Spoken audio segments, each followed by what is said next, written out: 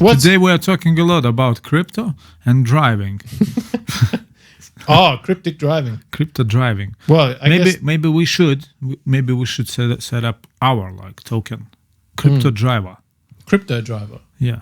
And you can only use it for self-driving automobiles. Yes. So you can only ever use it in a taxi. In a taxi. Like the Johnny Cab from Total Recall. You can only ever use that cryptocurrency. So we've got what's that startup now? But you can only ever use this particular cryptocurrency in self-driving cars. Yeah. So we set it up now. It'll be worth 1 millionth of a cent. Yeah. And after, even till the one per one, Yeah, maybe more. Maybe more. Maybe 10,000 per one, like Bitcoin. Crypto. But I think we'd want to get it up just to one for one, wouldn't we? Because if it's a taxi ride, that's what the finance needs to find, that settled point, doesn't it? Yeah. Where it can be, because you still need to be out. You can't be like, right, I'll give you 1 Bitcoin for this taxi ride. And that guy's like, well, I'll just go sell that fucking Bitcoin for $60,000, $70,000. And I'll buy a different token. Yeah. So maybe we should set up now the price, let's say 1 million tokens per $1 or €1. Mm-hmm. And afterwards. So that's the opening price. Yeah. So bargain basement price. Get in first. Make sure you're in first. 1 million tokens for €1. We have a maximum of 26 billion. Yes. 264 billion. Yeah. No, let's go with the amount of money that was spent on the US military in 2020. $764 billion. So you know the price, the amount exactly. No, I mean that's the statistics from. Okay. I'm not, again, we said no Googling on this podcast. Of course. Maybe we should set the price of our market cap. At 764 billion? Or at the amount of the money which are spent to all the taxi drivers in the world. Let's see. What could it be? I mean, the amount of money which are spent on all taxi drivers in the world. On all taxi... in one day? No. In 1 hour? In 1 year, maybe, or 1 year. Yeah. I mean, do you imagine how much that would be? How much it would be? Yeah. I mean, I try not to imagine. It's like, imagining when you're a smoker. Were you ever a smoker? Yeah, I was. And did anyone ever say to you, how many cigarettes do you think you've smoked in your life? Like when you just smoke one. It's so weird, actually, now that I think about it. Yeah. Someone goes to do something creative, right? And they go, there's no fucking way I could make an album, right? I can't make an album. It's like you don't think about making an album. First, you learn maybe how to sing or maybe how to pluck one chord on a guitar, or you look at what a guitar is. Whereas when someone goes into an addiction, they start small. They don't say you do the first day of your addiction, you have to smoke 20,000 cigarettes. Yes. Because you'd give up straight away. Yeah. Instead, you have 1 cigarette. And then in a week later, you have 2. And then a week after that, you have 5. So. And the list goes on and on and on and on and on. Yeah. But no one. And the same with drinking. People don't say to you, oh, your first drink. They say your first drink, right? And then all you have to do is just buy it and drink it. But they don't tell you immediately that you have to go and drink a fucking petrol tanker of beer on the first day. Whereas when it's something creative, someone goes, one day you'll be able to, or you'll be able, why don't you paint a canvas? And you're like, paint a fucking canvas? It seems impossible. I don't even know what a paintbrush looks like. But if someone offers you a cigarette, like just like this, you're like, oh yeah, cool. Done. Oh, give me another one. Great. Do Yeah, you know what I actually, mean? so I get you. But somebody told me in my birthday this year, I guess. Yeah, no, last year. I wish you to write a book. And that was, what? I'm writing a book? So, and that's the best time for our podcasters. Because our listeners, they are podcasters as well. They are podcasting. Community, yeah. Yeah, our community. They are podcasting. Our community. They are podcasting their ears to our thoughts and our voices. Yeah. So they are podcasters. Hello podcaster. Ear podcaster. Hello, earcaster. Hello, receiver. We are the caster. So, and that's the sweet spot of the time in our podcast to say that Chris Lee wrote a book. So, tell us, Chris, about your book. That's the time, I guess. Can we go back a second? Can you tell me about the person that last year on your birthday asked you to write it? They said they wanted you to write a book. It was a girl. And I don't know why she said that. I asked her, why you said that? And she said, I don't know. I just felt that I have to say it to you. Yeah. And what did you do with that information? Did you listen to it? Actually, I wrote a small book. Oh, yeah? Very small. Maybe. Listeners can't see your finger and your thumb. Maybe 10 pages. 10 pages is still quite a lot. It is. Yeah, but that was a book for a woman. Small book. You wrote it for her. Yeah. Not as in you're saying women can only read small books. No.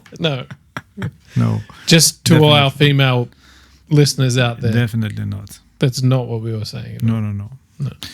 So I wrote a small book. I wrote a book, actually. There you go. Yeah. So you did it. She said something and you did it. Yeah. So that completely goes against what I said about smoking cigarettes or whatever. She told you to do something creative and you went and did it. Yeah. Fair enough. I guess what you did in that sense was you took the concept of a book and you molded it to what you say is a book rather than what maybe the general consensus. Yeah, of course. But maybe that book, which I'm gonna work on lately, or I don't know, in the future, maybe that will be a book. I don't know. But I'm just saying, that somebody told me, and I don't know why. Can I ask what your book was about? About the beauty. Beauty? Yeah, about a beauty.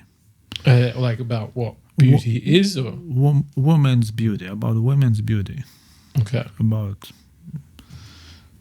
just some type of poetical stuff. Yeah, but let's get back to your book. Wait, one more thing. All right. I'm going to just talk about you for a second still. Okay. Because there's some people that go through their whole life where someone will say, you should write a book or whatever. Or even they think, I should write a book. And they could get all the way to their deathbed and say, I should have written that book. Yeah. And you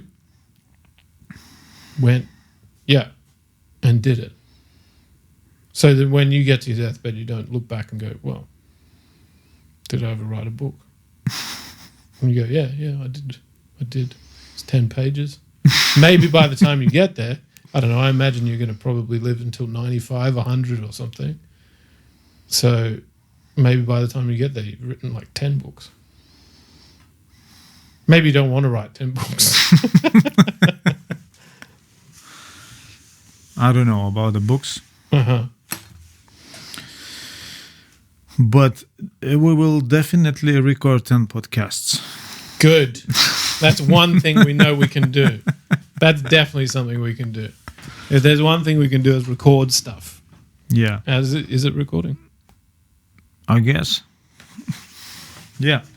It is. Definitely it is. Ah. Right. Yep. Looks like it's moving. The faders are moving. The faders are moving. So what's the time? The time now is 20 to 7. 20 to 7. 21 minutes to 7 p.m. So, what would you like me to talk about? About your book. What do you want me to say about my book? So, please announce it and please describe it. Okay. So, imagine you have a small amount of time to represent it to our podcast listener. Uh-huh. Or how I usually say podcaster, because he's Earcasters. Yeah. I mean, it is true. Yeah. You can't, you know, it does need listeners. So otherwise it's just us talking. Definitely. Although we are listening to each other. So technically we're casting to each other. Yeah, we do. Yeah. So we're podcasting.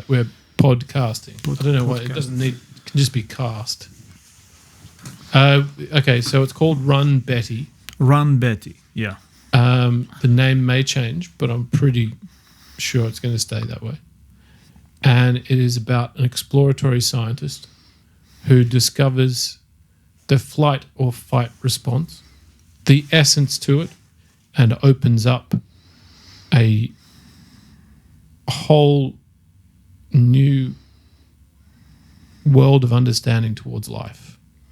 And through that, understands that the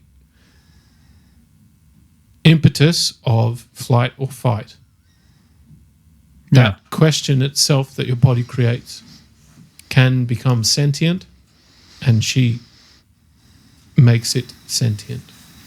So she gives it a life outside of its flight or fight response. So outside of it just being a synapse that fires in your brain, let's say, or a message that runs down your spinal system, your circulatory system, whatever system is, you know, outside of it just being one message, she realizes that she could make that message sentient.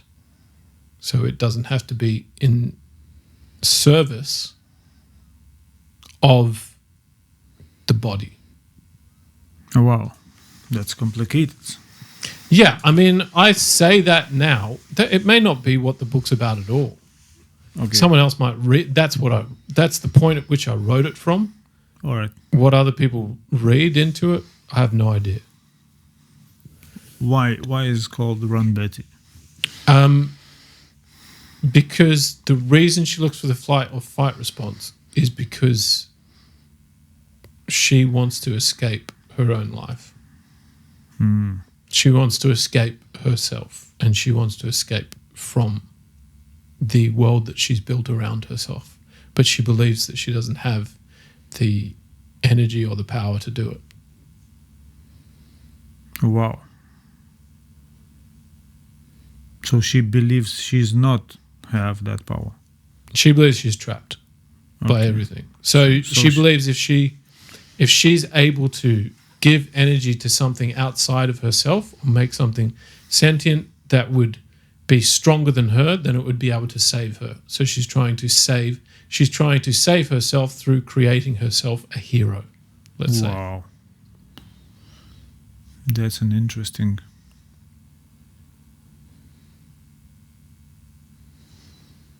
So is it sci-fi? It is, yeah. It's kind of sci-fi. Well, yeah, it's definitely science fiction because obviously it's not science fact. Although, what is science fact?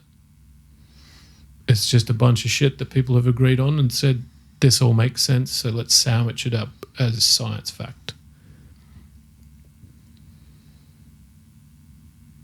Yeah. I'm thinking now. But yeah, I mean, there's other things that happen in it. That's just the essence of what the book's about. Then it's a whole kind of, almost like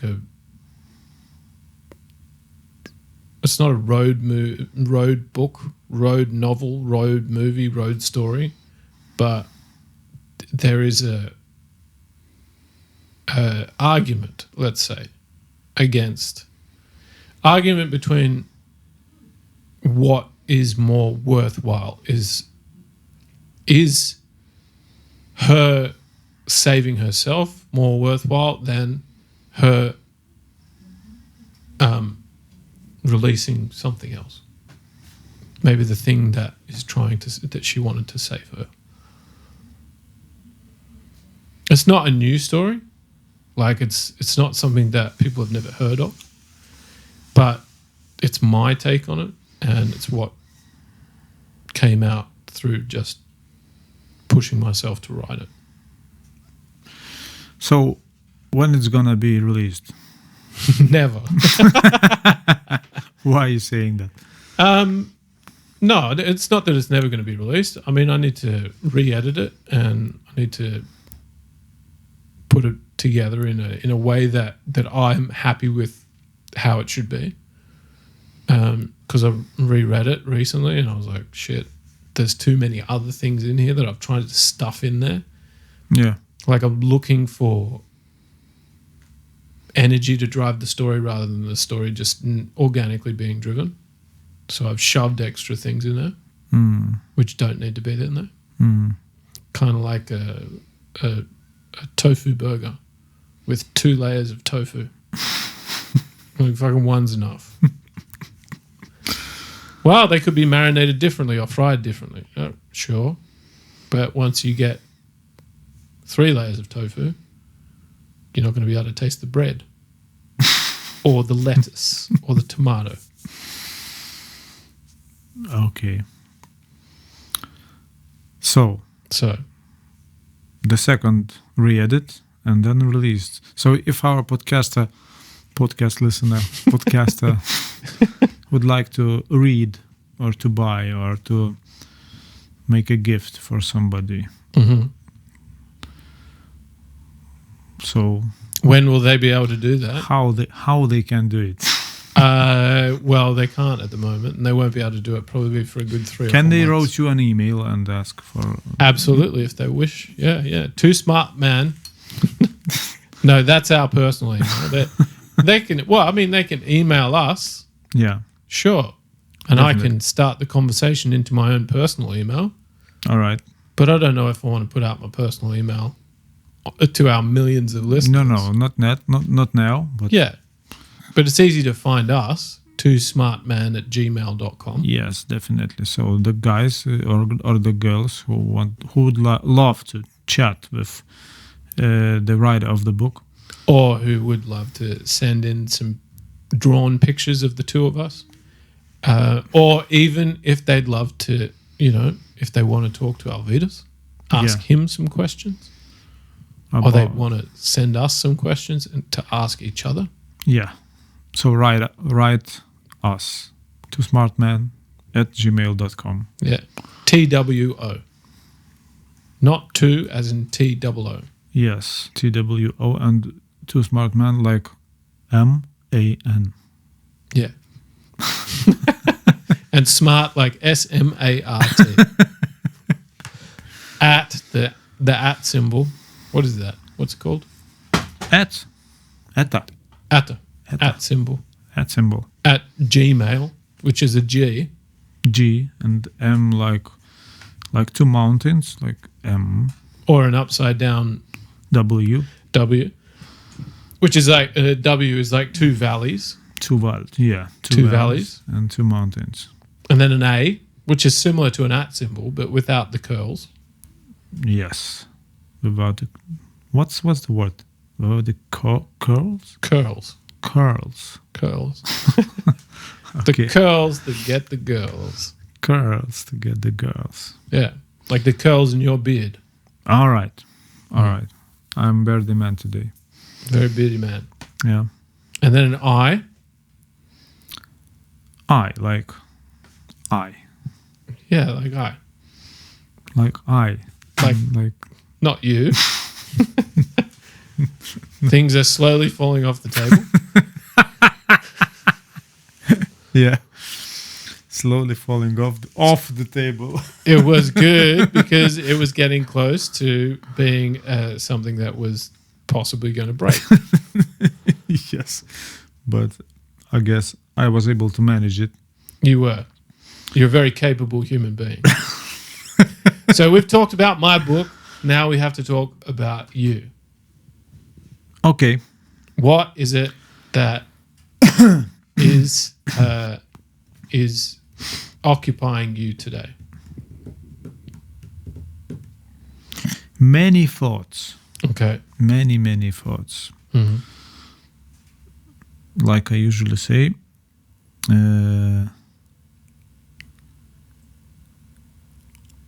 entropy of psychosis.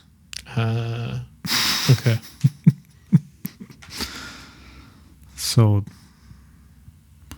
and yeah, that's too many maybe thoughts. Right. And that's occupying my mind today. Entropy. Actually, entropy is the natural behavior of things, I guess. Very natural behavior of particles and things and everything in our lives, I guess. Yet we know it's a natural behavior. Yeah. And you know it's the natural behavior specifically because you studied it as well. Yeah. Yet you still try and control it. Yes, I'm trying to control it. And I'm trying to put not something, but everything in some type of order.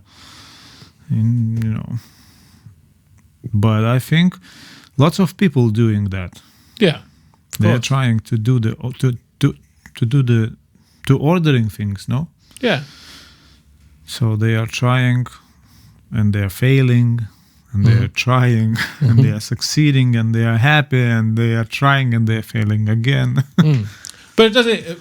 I think it doesn't even work on like the entropy of order doesn't work even in what people perceive as being supposedly perfect. So take, for instance, McDonald's. Yeah. The entropy of McDonald's. You drive up and you look at the perfect picture, which is impossible anyway, because that perfect picture was taken at a different time. You're not watching an immediate image. Yeah. So you're not watching your burger. So there's no way whatever you receive is going to be exactly what you see. There's no way. Yeah. So it's an impossible thing. So immediately the entropy has happened there because it's fallen apart. Yeah, definitely. Because someone has tried to capture something in time and they've said, this is what I'm going to deliver you, and it's impossible. And they are liars. They are liars. And then they make you pay for that lie. Yeah. And then they give you that lie and you open it up and you go, why does this not look like the picture? Now, obviously, millions of people have talked about this all over the world. Stand-up comedians have done it. People have done it on podcasts. Yeah. They've done it everywhere. But do they actually talk about the entropy of that what that idea is. Because the expectation Yeah. is probably even worse than what they're showing you. If you were really to turn up to McDonald's, sorry, we'll cut this out because we don't want to give them any advertising time. If you were to turn up to a certain burger restaurant, restaurant is a loose term, burger place, Burger kiosk. burger kiosk or burger car park, and you were to say, I want that thing. If you were then presented with a shriveled up, maybe moldy, blackened, Wow. like really disgusting, hard rock, that would probably make more sense to receive that than if you received what was in the picture. in the idea of time. Because you should, if you say, I want that, then what you're wanting is that thing they took the photo of at that time. So by the time it actually arrives to you, it should be this disgusting, black, moldy, hard, horrible thing. Right? Yeah. Unless they take weekly pictures.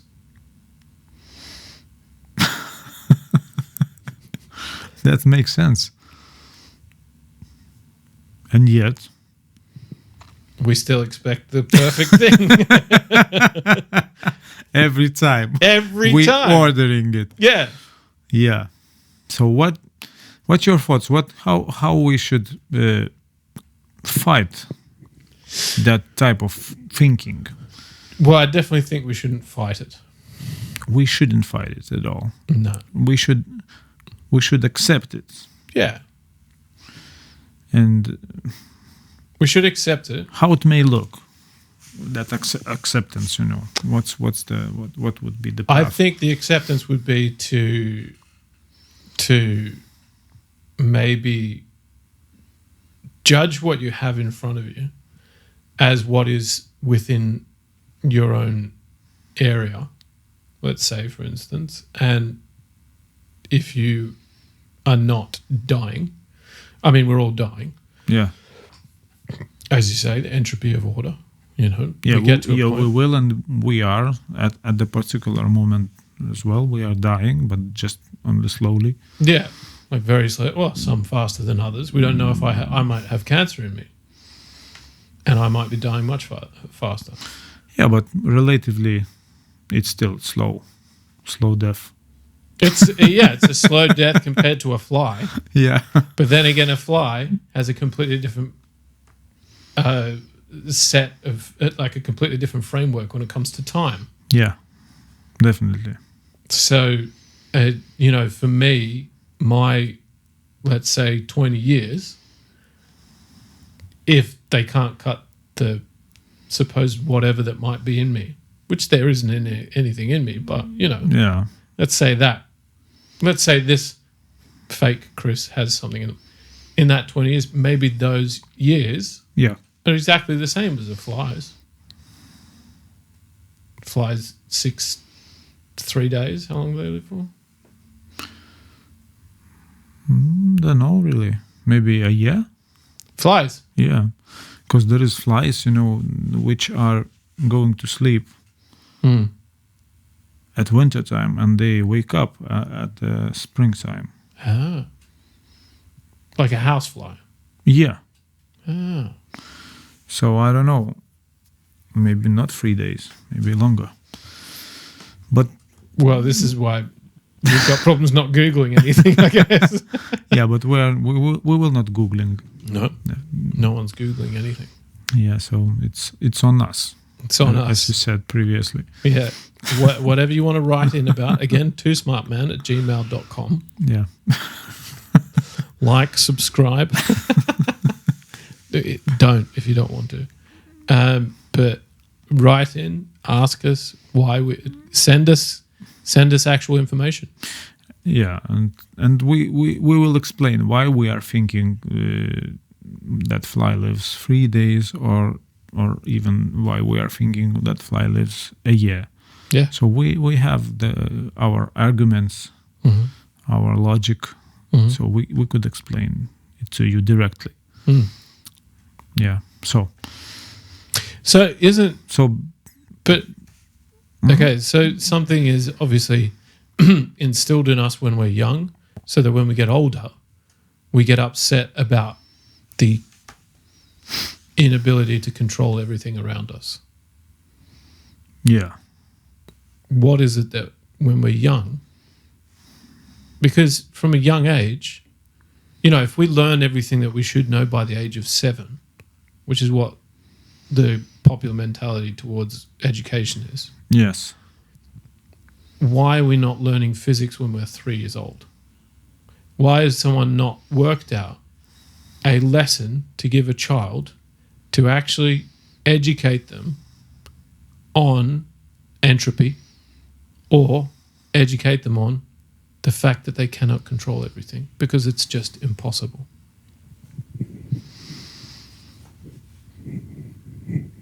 Because there are some things we can not maybe control, but there are reasons, Yeah. and because of those reasons, Mm-hmm.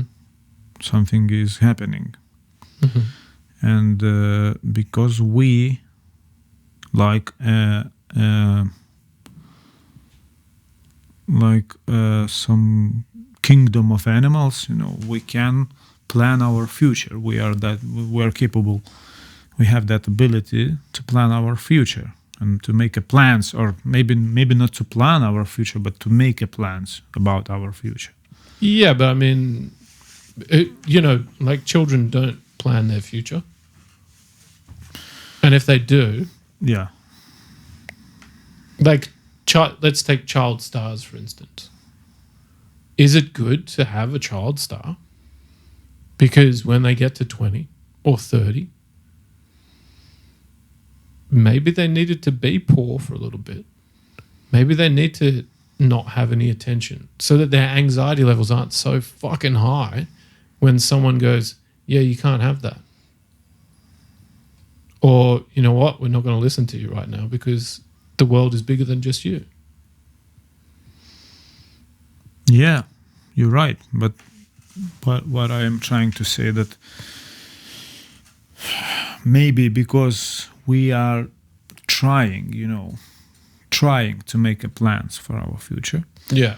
and because we have some understanding about the things and the reasons, Mm-hmm.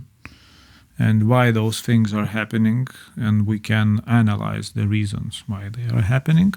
Maybe that is the reason Uh-huh. to try, to make the educational programs to be like that, what we are having now, and to try, make the things happen, because we can understand a bit of the physical nature. Can we, though? Like, we can only do whatever we hope that might happen. In the end, yes, and it's always going to be compromised, because it's never going to be exactly what you thought was going to happen. Definitely, but still, we are like trying, and maybe those guys which are making the educational programs, which are, I don't know, which are teaching us. That's the, I don't know, descendants of Yeah. of our, past, let's say. They are trying maybe to make a better plan for the future, and so we will do the same, I guess. Maybe that's the reason, But I think, isn't that because then if you make this plan for the future, so when someone plans for the future, they always plan for success, don't they? Generally. Definitely, of course. But why do they not plan for failure? And actually, I think a lot of people are sold failure over success. And they're sold the idea that failure is more likely than success. Yes, you're right. Generally, the world sells failure. Everything is generally sold on failure. Take, for instance, entertainment. Yeah. There's the old adage of like, those who can't do, teach, right? So the teacher, because they couldn't make it as a star, they become a teacher. Yeah. There's that thing. There is a thing like that, which is really shit because some people just want to be a teacher. But also, how are you going to have a star without having a teacher in the first place? You think a child immediately knows how to sing or play a drum or play a guitar without being taught or seeing other people do it beforehand? So teachers are vital for the progression of anything. Yet, it's said to be a failure if you're in the entertainment industry, that if you can't do it, apparently you can't do it, then you go and teach, because those who can't do, teach. Apparently. This is like an old, thing that was said. I don't know what it is in Lithuanian, but... Yeah, there is, but maybe not all of them. Like teaching, not all the failures teaching. But that's the thing. If all the failures were teaching, then everyone would learn the wrong things, wouldn't they?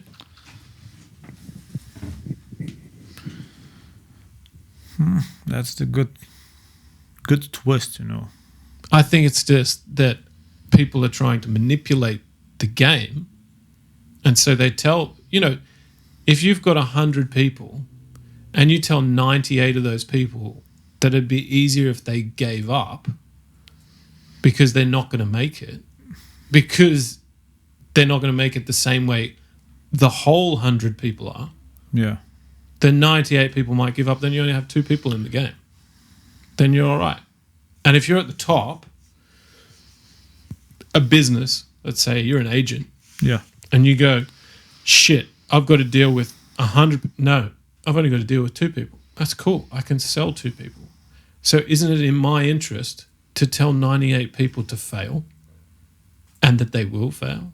Unless they're the people that are like, I love people telling me to fail, because then I'll push harder. Do you know what I'm talking about?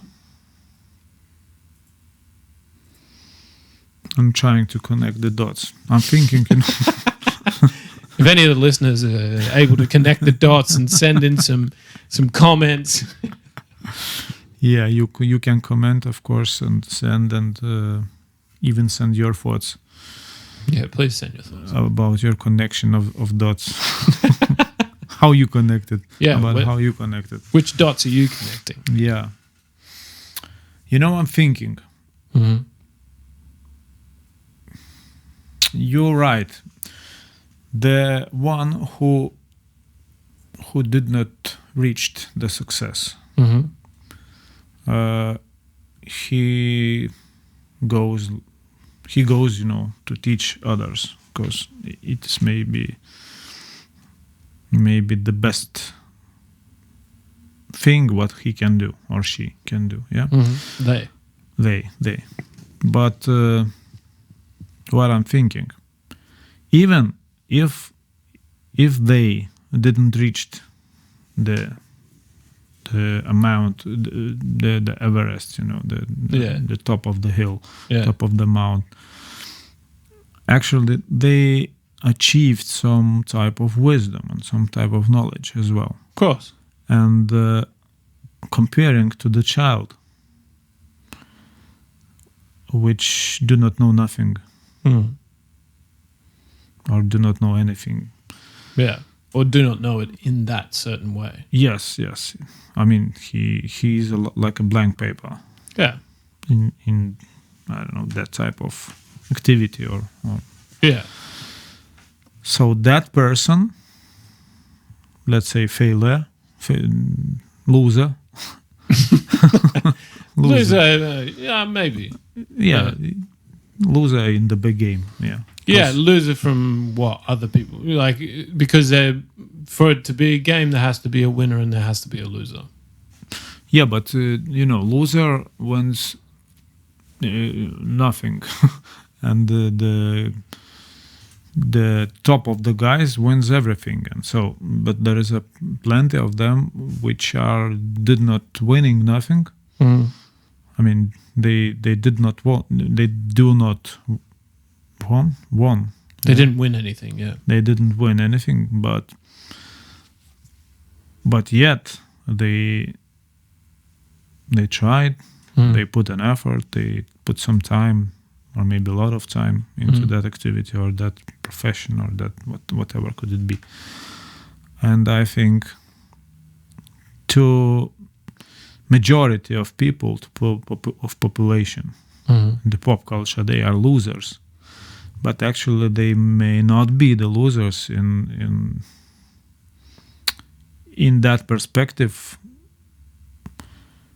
I mean, the perspective from somebody who do not know anything about that area or that craftsmanship or activity or whatever. Yeah. So that guy, which are loser to the major population, to somebody who do not know nothing, might be a very good teacher. Yeah.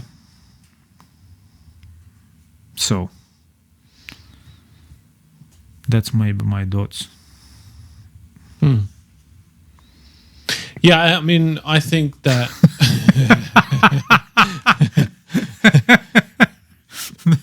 you get so thoughtful now.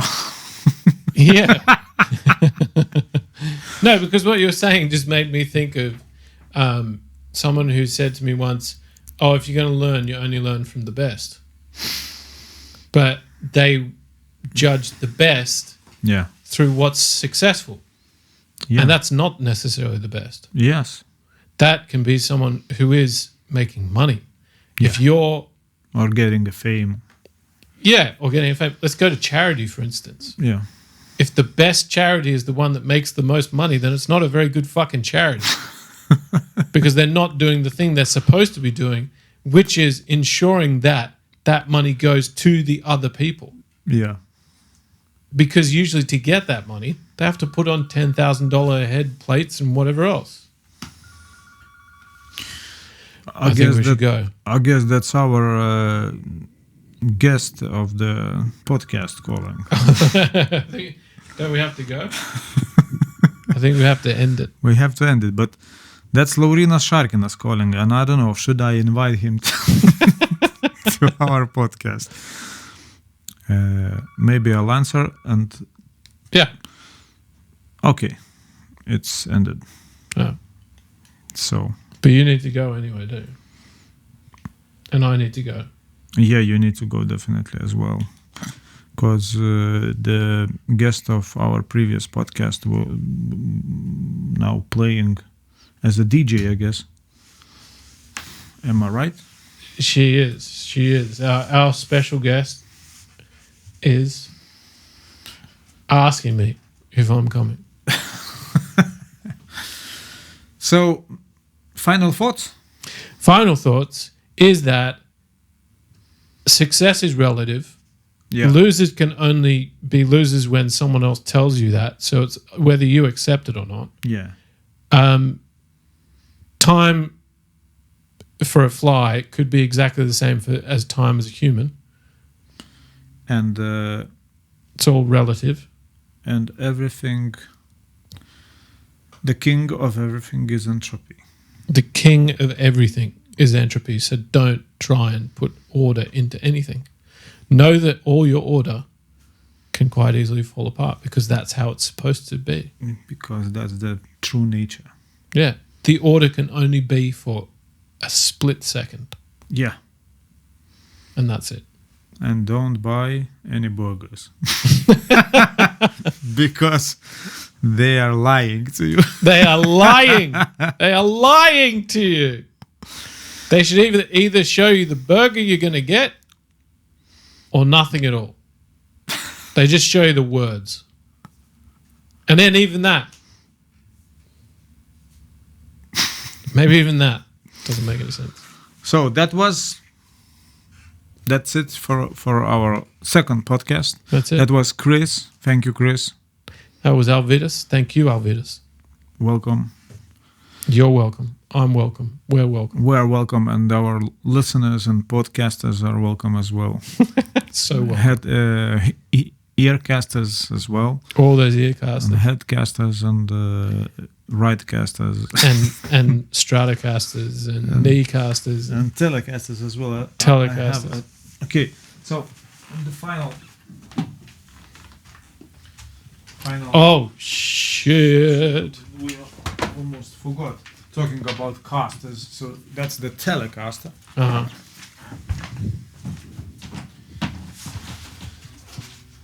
Yeah. So you start.